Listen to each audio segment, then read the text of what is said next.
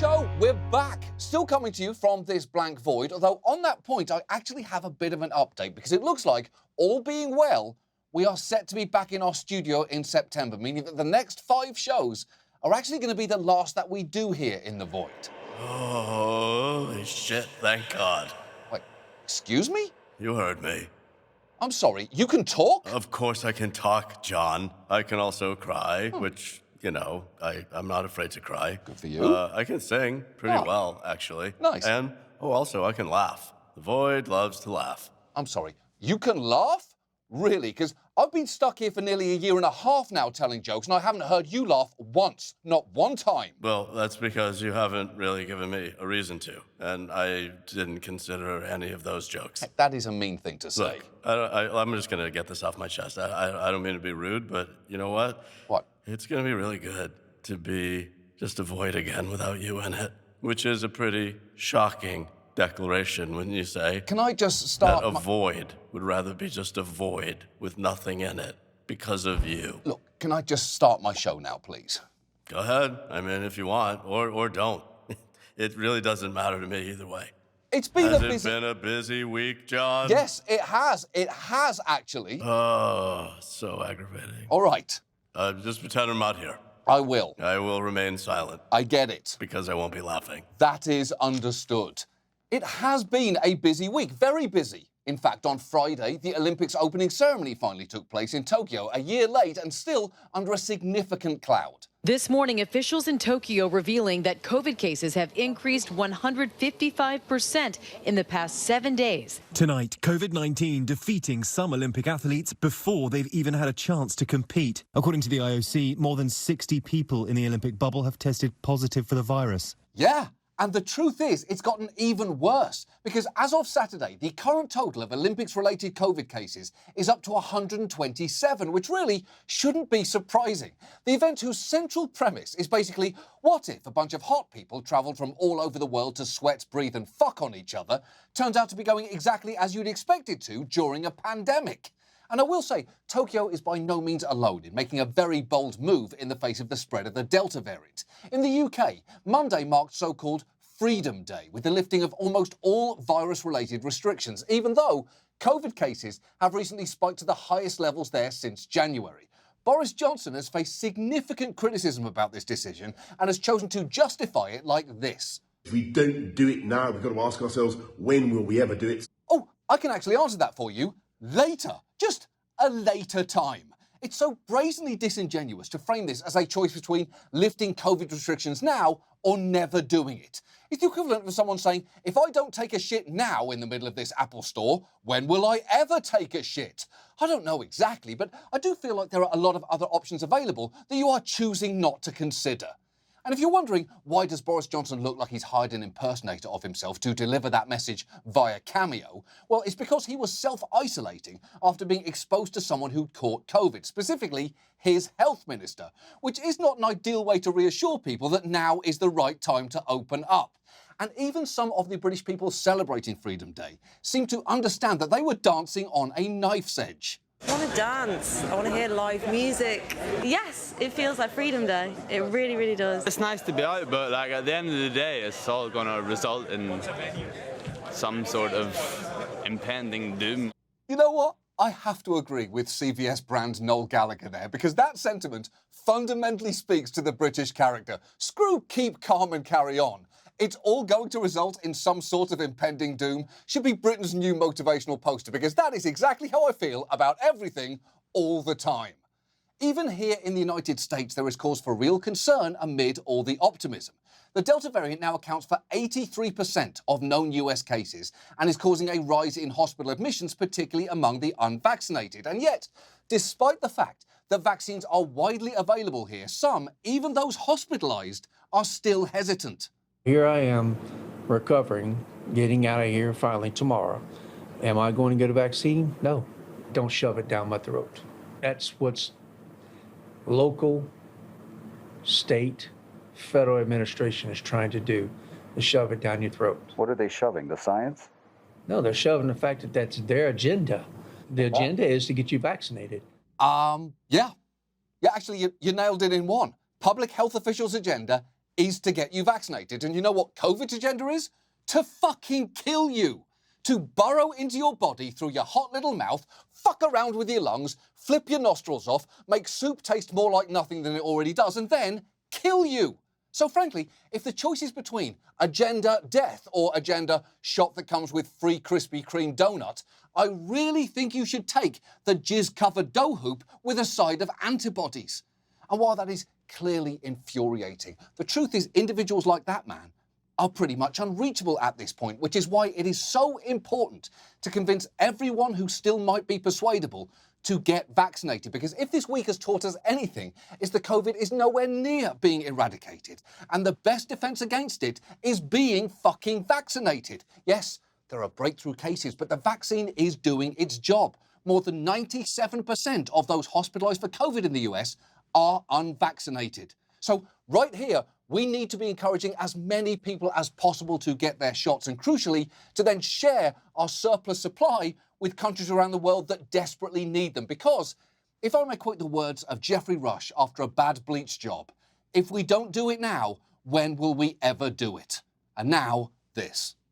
And now, people on TV mean fucking. Olympics edition. The Olympic Village was full of cardboard beds. And the idea behind it, supposedly, was to make sure that these athletes weren't going down there doing the do. If you know anything about the Olympic Village, you know it's a hotbed for, you know what I mean. Athletes will be pursuing their dreams and perhaps each other, if you know what I mean. Some even speculating they were meant to prevent certain extracurricular activities, you would say. Does it have a box spring? I mean, no, all these athletes are going to just be like walking around with sore backs, and I can't imagine. Too busy looking at the gymnast. Jumping up and down without a shirt on. I see where you're going. Yeah, you said your husband's out of town this week. This is how rumors get started.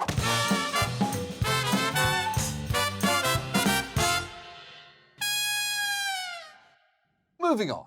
Our main story tonight concerns land, specifically the history of race and land ownership in America. A history that has many horrifying chapters, pretty much from chapter 1, when America was discovered from under other people's feet. In fact, it has so many horrifying chapters that some have nearly been forgotten, like this piece of local history that recently made the news.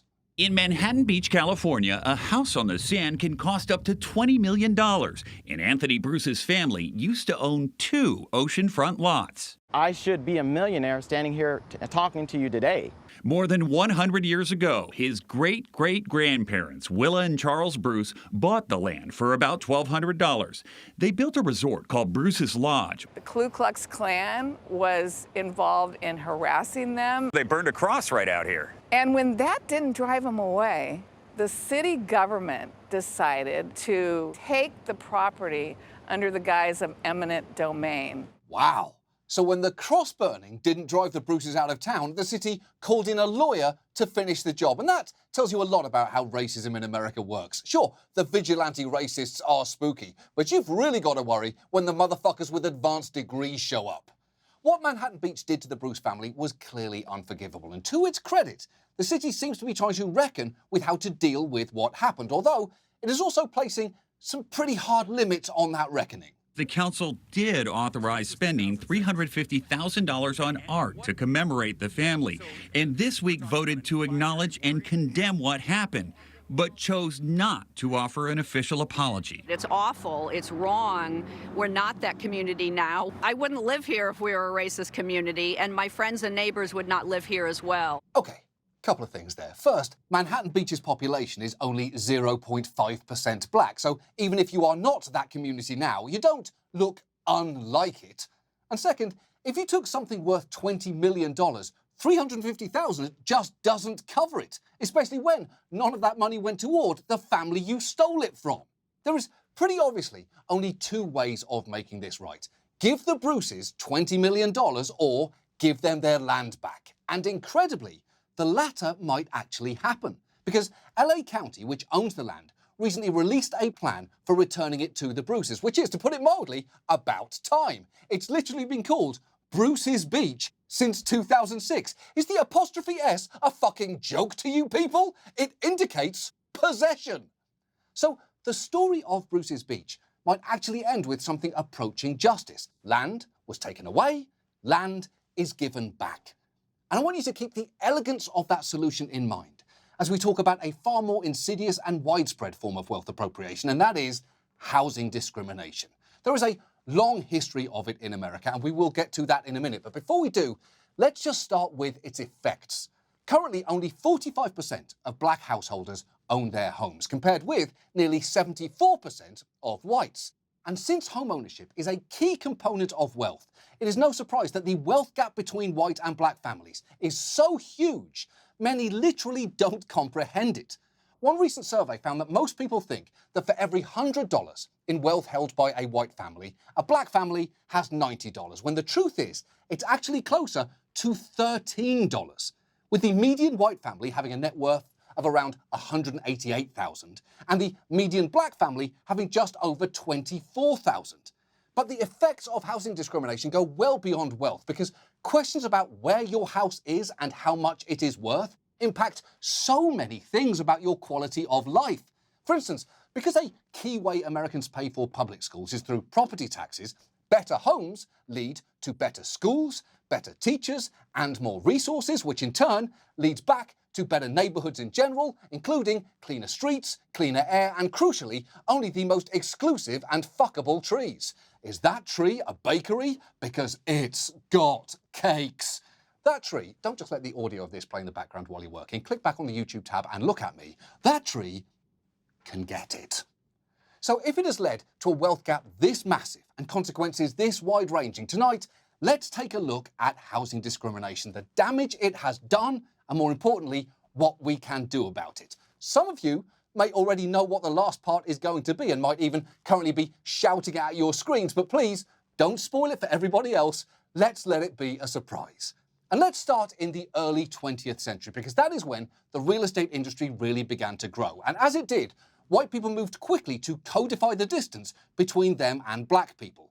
One major way this happened was through racial covenants, essentially bylaws written into deeds or neighborhood regulations forbidding the sale of a house to a non-white person. And incredibly, these covenants were so widespread that many are still technically on the books.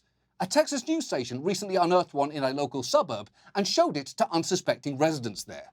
Section 2, page 3 reads, "None of the lots shall be conveyed, leased, or occupied by any person other than of the Caucasian race."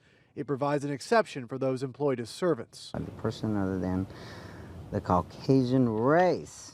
Woo, okay. Well, quite. The tone of that, whew, okay, is usually reserved for a few things. Finding out your grandma is still sending nudes, that Jeremy Piven launched a podcast called How You Live in J. Piven, and that your neighborhood technically still has bylaws prohibiting black people from living there. And while racial covenants were done at the local level, what really turbocharged segregation was when the federal government got involved. In the 1930s, the New Deal established the Federal Housing Administration and the Homeowners Loan Corporation, or HOLC, which is incidentally also French for Hulk. Hulk, how you say, le smoosh. The idea of these two agencies was to make it easier for people to buy and retain houses during the Great Depression, and they were promoted at the time through newsreels like this. This couple is going through a model house now. Suppose we follow them. The husband apparently isn't very keen about it all, but you know how wives are. This cheerful room with its many handy cabinets impresses even this skeptic. And his wife is entranced by the modern flat-topped stove. Too bad they can't afford it. Ah, but maybe they can. For according to this sign, they can buy this house with monthly payments that are less than they now spend for rent. Wow, that is a very affordable house for two people that clearly do not get along.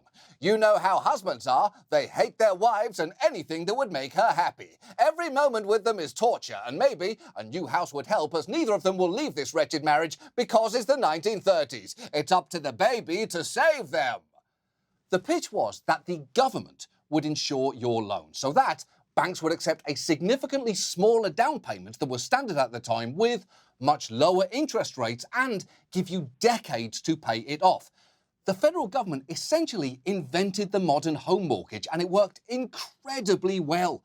Millions bought homes who could otherwise never have afforded them, beginning a cycle of stable, generational wealth that continues to this day. It was a great idea. I cannot stress that enough, which is why it is so tragic that built directly into that plan was the intentional exclusion of black people.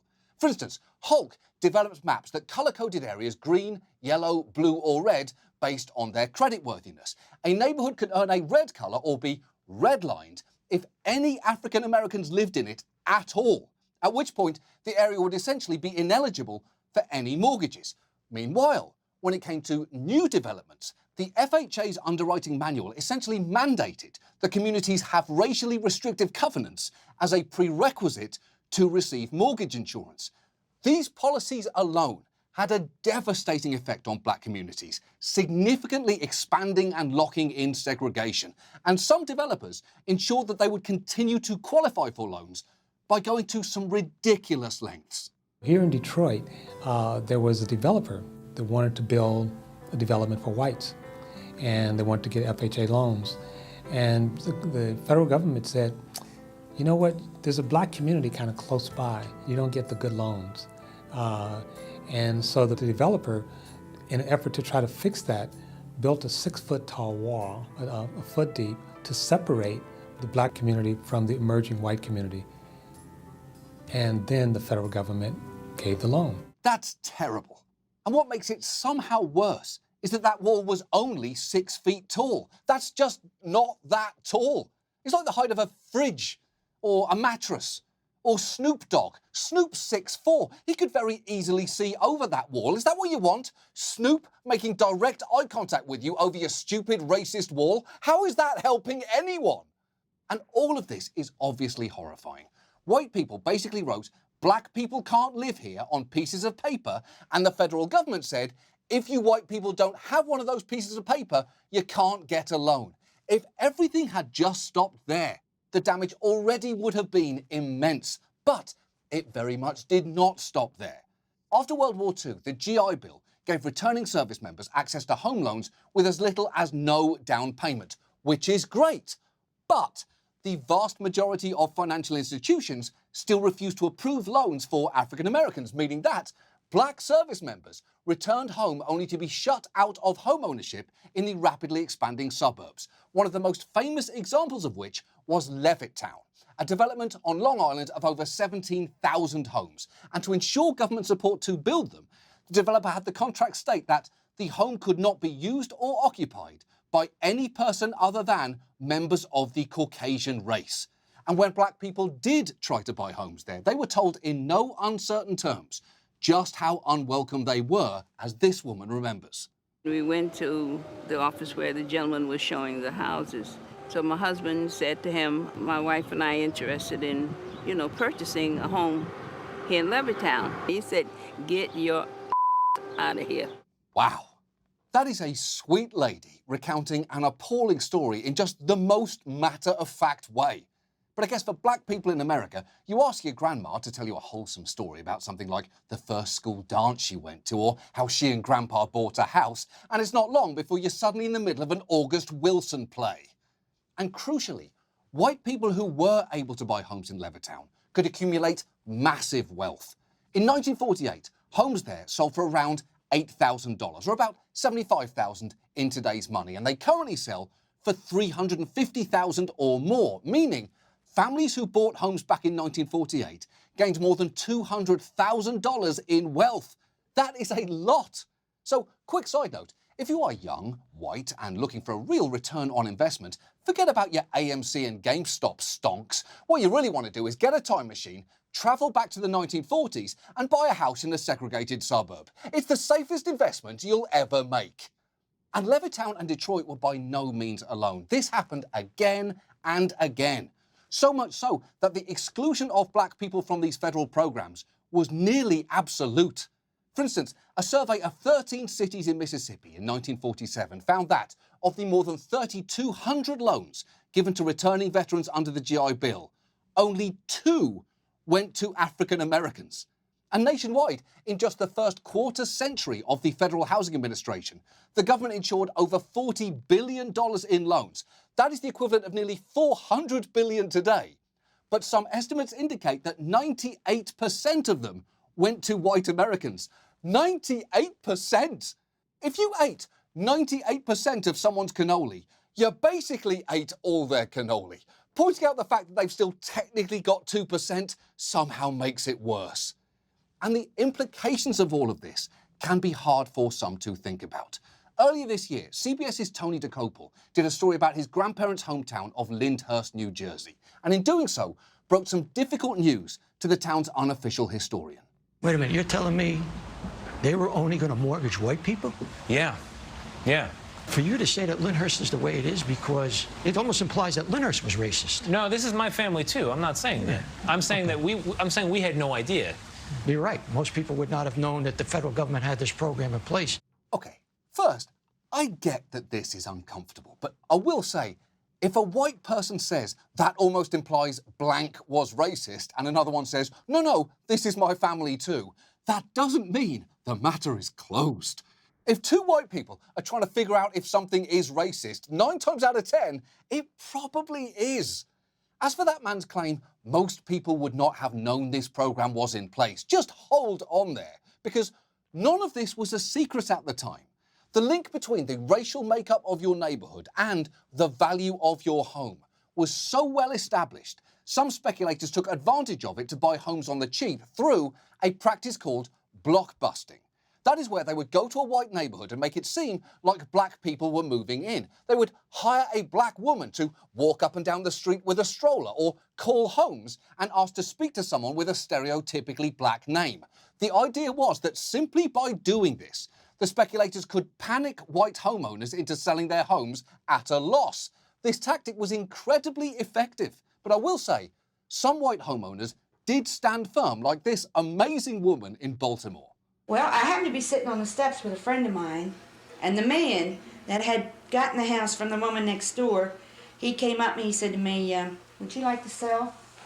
And I said, no, I couldn't afford to sell because I can't afford to go anywhere else. And he said, you won't sell? I said, no. He says, well, pardon me, Angie, these are not my words. He said, what are you going to do when these move in here? And they get out on a porch in the summer and they drink beer. I said, hell, I'm going to join them.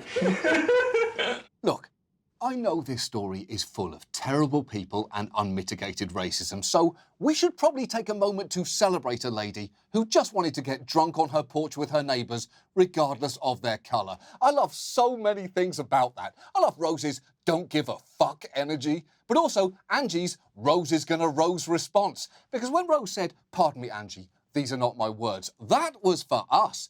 Angie knew. She knows who Rose is and she's made peace with it. These women have talked. There is a history in that relationship. Bless you, Rose, and bless Angie too. Just because Rose was an ally doesn't mean she was always an easy person to be around. And when you put all of this together, it is no wonder that by the late 60s, fair housing had become a core issue for the civil rights movement. Martin Luther King's efforts to combat housing discrimination in Chicago were met with fierce resistance, and uprisings began to break out across the country, unrest that reached a fever pitch in the wake of King's assassination.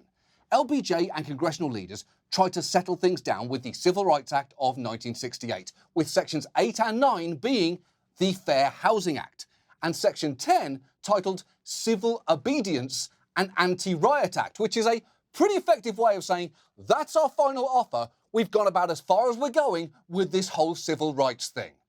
The Fair Housing Act made housing discrimination illegal and also required the government to affirmatively further fair housing. In other words, take an active role in integration. And to his credit, Nixon's housing secretary, George Romney, Mitt's dad, actually did try to do that and developed a program to withhold federal grants from communities that refused to integrate. But Nixon then quickly stepped in, calling it off and publicly repudiating the whole plan. Concerning Governor Romney's plan, to what extent should the federal government use its leverage to promote racial integration in suburban housing? It is not the policy of this government to use the power of the federal government or federal funds in any other way in ways not required by the law for forced integration of the suburbs. I believe that forced integration of the suburbs is not in the national interest. Yeah, not great. And it is worth reminding yourself once in a while just how deeply weird Nixon was. He's been rendered so silly by a lifetime of cartoonish impressions, it is genuinely unsettling to watch him make unyielding eye contact while saying, "I believe that forced integration of the suburbs is not in the national interest," like a cold robot powered by racism. All I'm saying is, it really says something that the most human version of Nixon is the one where he's a cartoon head in a jar. And what Nixon made very clear there is that the federal government would not step in to integrate neighborhoods, meaning neighborhoods weren't going to integrate. Prices in white neighborhoods were now too high and the racial wealth gap was firmly entrenched. And even though overt discrimination was now illegal, there were and still are many, many ways for neighborhoods to keep themselves white. Sometimes it's through zoning, like requiring minimum lot sizes or banning multifamily homes. And sometimes it comes in the form of realtors steering buyers away from certain neighborhoods on a racial basis. They are not supposed to do that, but it still happens all the time. A few years ago, Newsday had testers of multiple races pose as home buyers on Long Island, and the black testers experienced disparate treatment nearly half the time. In some cases, they were sent to vastly different neighborhoods, but even a realtor who Newsday said gave out similar listings to black and white buyers, thereby staying outside the legal definition of steering, accompanied them with some not so subtle tips that she only gave to the white tester. And there's pockets of Port Jeff too that, you know, down by the train, there's like an area there. What I say is always to women, follow the school bus. You know, that's what I always say, follow the school bus. See the moms that are hanging out on the corners. There was one fella who was like insisted on this house, and the wife was pregnant and had a little one. And I said to him, I can't say anything, but I encourage you, I want you to go there at 10 o'clock at night with your wife to buy diapers. Go to that 7-Eleven. They didn't buy there. No, that's great. I have to say it without saying it. You know, you have the knowledge of the areas. Yes. You know. I don't want to use the word steer, but I try to I'll use another word. I educate in the areas, you know. Oh, well, that's all right then. As long as you don't say the word steer, it's okay. It's like taboo. As long as you don't say one of the 5 words on the card, you're completely in the clear. At every step of the process, black homebuyers are faced with discrimination. A few years ago, reporters crunched through 31 million loan applications and found that African Americans continue to be routinely denied conventional mortgage loans at much higher rates, even controlling for income, loan amount, and neighborhood. And even if you own your home, the simple act of having it appraised can still be tainted by discrimination. This woman had her home appraised twice, but the values seemed low to her, so she did a little experiment. I met with 2 of my girlfriends. Both are married to white men, and I was like, okay, I need to borrow one of y'all husbands. When the third appraiser came, Duffy was gone. Her friend's husband posed as her brother. The result? Duffy's home was appraised for $259,000, more than double that of her previous 2 appraisals. I screamed with joy. I was so elated. And then it quickly dissipated. And then I just cried. Because this is an actual, there it is. And that I'm the thing that's devaluing my house. Look, that is just awful. We all know the only time the addition of a white man should increase value to anything is if that thing is a movie and that white man is Stanley Tucci. Otherwise, it is just not okay. And when you take all of this together, the redlining, the blockbusting, the steering, and not least, the federal government's involvement, it all becomes clear that the myth of white Americans' post-war prosperity, powered by ingenuity and self-reliance, leaves a lot out. And the problem is, there are many white people who are unwilling to acknowledge this, or even if they do, are unsure what to do with the information. Remember Tony DeCopel's story about Lyndhurst? The mayor there and the historian had very different reactions to what they were learning. The one thing that I'm struggling with, and this is as somebody whose family came through here, is when I looked at the old maps, just over the river, the areas were redlined by the federal government, meaning they weren't worthy of mortgages. And Lyndhurst wasn't redlined. What do you do with that knowledge? You move on. Come on, we're all God's people. Now that we do know, right, what do we do about it? You know, that's a good question. I don't have the answer to that, Tony. I wish I did. Okay, we'll get to the content of what they're saying in a second, but first, I gotta know everything about that mayor and how he came into office. If I had to guess, a couple of candidates disappeared. You can't have a runoff if only one candidate is on the ballot, can you?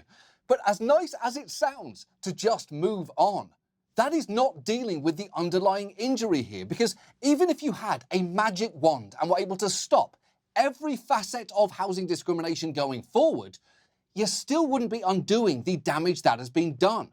Home prices have risen much more than wages in the last 50 years, so buying a home today doesn't carry the same economic promise as it did when the FHA started. In fact, by one estimate, if we do nothing and move on, it would take 200 years for the wealth gap to disappear on its own. And yet so often, efforts to address the legacy of housing discrimination have been resolutely colorblind. Here is Joe Biden on the campaign trail just last year. My plan for African Americans to close the wealth gap is to invest in African American home ownership. That includes my insisting that there will be a $15,000 first-time home buyer tax credit for everyone. Well, hold on there, Joe. For everyone? That might sound great, but it also fundamentally dilutes what you're actually trying to achieve here. Because we've immediately gone from targeted investment in black home ownership to a broad tax credit for everybody. And we sure do suddenly seem to become a rainbow coalition just as soon as the federal government starts handing out cash, don't we? And our failure to effectively target solutions based on race has doomed potential fixes in the past. In the 70s, we passed the Community Reinvestment Act, requiring banks to approve loans in low-income neighborhoods. But we didn't specify who the loans had to go to, with one analysis in Philadelphia showing that banks and lenders favored white borrowers even in majority black neighborhoods, making this well-meaning act basically a gentrification machine. Although not a literal gentrification machine, of course, because as we all know, those are obviously e-scooters. So that approach of move on, we're all God's people, hasn't fixed the problem. But what about that second guy who said he doesn't know what we should do about it, but wishes he had the answer? If that is true, if he honestly wants to know what a major component of the answer should probably be, I've actually got some good news for him because it exists. It's pretty straightforward.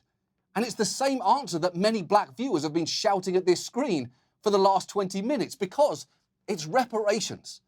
And the first thing to say about this is that it's by no means a new argument. People have been making the case for reparations for generations, and the history of housing discrimination specifically made up a large part of Ta-Nehisi Coates' award-winning essay, The Case for Reparations, 7 years ago. And yet, even though reparations are clearly necessary, practical, and the right thing to do, a poll recently found only 1 in 10 white people favor them, and some dismiss the subject right out of hand. Yeah, I don't think reparations for something that happened 150 years ago for whom none of us currently living are responsible is a good idea. We've, tried to deal with our original sin of slavery by fighting a civil war, by passing landmark civil rights legislation. We've elected an African-American president. I think we're always a work in progress in this country. But no one currently alive was responsible for that. Wow. Reparations aren't a good idea because we've elected an African-American president? Who exactly is the we in that sentence, Mitch? Because as I remember it, electing that president was basically your least favorite thing America ever did, and you vowed to devote every waking moment to making sure it didn't happen again. We tried to deal with our original sin of slavery by fighting a civil war, which I didn't have to take a side in, by passing civil rights legislation, which I didn't have to take a position on, and by electing an African-American president, who I've always been against. This country has come a long way, and with God as my witness, it will not go any further. But the thing is, we're not actually talking about reparations for slavery here. We should, but that is a different conversation. We're talking about housing discrimination. Mitch McConnell was born in 1942. The Fair Housing Act wasn't passed until 1968. This is quantifiable harm done in our lifetimes to people who are still alive. As for what reparations could look like, there was a bill introduced in the House for 30 years by the late John Conyers to form a commission to study this. And this year, the House Judiciary Committee finally voted to advance it. So if we really want to know what reparations could look like, we can pass that bill and find out. But to be clear, we don't really need to study the whether at this point. We just need to study the how, because we know what the government did, and we know the effect it had. And there are potential models for us to learn from Germany paying reparations to Holocaust survivors, to the US paying Japanese Americans who were interned during World War II. And if you are looking for more recent examples, Evanston, Illinois, recently voted to use revenue from legal weed to provide grants to assist black people who lived there from 1919 to 1969 and their descendants. Now, does that program fix everything? No, of course not. Its first phase makes available up to $25,000 for each participant who can only spend that money on buying or renovating a house or paying down their mortgage. And the initial budget for the program is only $400,000, so it might well be limited to 16 people. But it is at least a real attempt to both acknowledge and redress harm. And ultimately, this isn't something cities or even states can do on their own. It took the power and resources of the federal government to enforce racism on this scale, and only the federal government can truly grapple with the consequences. And there are some, like Nicole Hannah-Jones, who have some pretty specific ideas on what that grappling could look like. So, to me, reparations has to be three-pronged. Recommitment to strong enforcement of civil rights laws, because you can get this economic payment, but we know that Black people still face discrimination in every aspect of American society. And then I think there needs to be a really large investment of resources into the Black communities that have had that wealth extracted and have been denied the ability to live like other Americans. And I think anyone who's arguing for reparations that is not arguing for a cash payment is basically that's racist. Yeah. You know, because it's like, it's only when it comes to Black folks that we're so concerned of how people are gonna spend I don't know if they know how to spend that money responsibly. I say this jokingly, but half jokingly. Like, if I wanted to spend my reparations on all Gucci, that's my right. Yeah. Black people should get to decide how to spend the money the federal government gives them in the same way that white people got to decide how to spend all the billions of dollars in wealth that it created for them. I promise you, not all that money has been spent responsibly. Just think of how much of it has gone towards Thomas Kinkade paintings. There is one, and only one, good reason to buy a Thomas Kinkade painting, and that is to help convince the appraiser that your friend's white husband really does live in this house. That is it. And I'm not saying that money alone is what is called for here. As Nicole Hannah-Jones pointed out, simply handing out cash without changing any of the underlying structural conditions that produced inequality in the first place would be a big mistake. This is a both-and situation. But ultimately, the only really strange thing about paying reparations to Black people is that we haven't done it yet. Just like it's strange that it's taken so long to give Bruce's Beach back to the Bruces. In both cases, the right thing to do couldn't be clearer. When you deprive somebody of something, you make it right by paying what you owe. Now, figuring out exactly how to pay might well get complicated, but realizing that you have to should be pretty simple. Because this is a wound that we are actively choosing not to heal, and it is hurting real people every day. And also, try and think of the positives here, because if we do choose to do the right thing, and after all these years redress this wrong, we might finally get to live up to this country's highest potential, and that is to become a nation of Rose and Angies getting absolutely day-wasted on our porches. That's our show. Thank you so much for watching. We'll see you next week. Good night.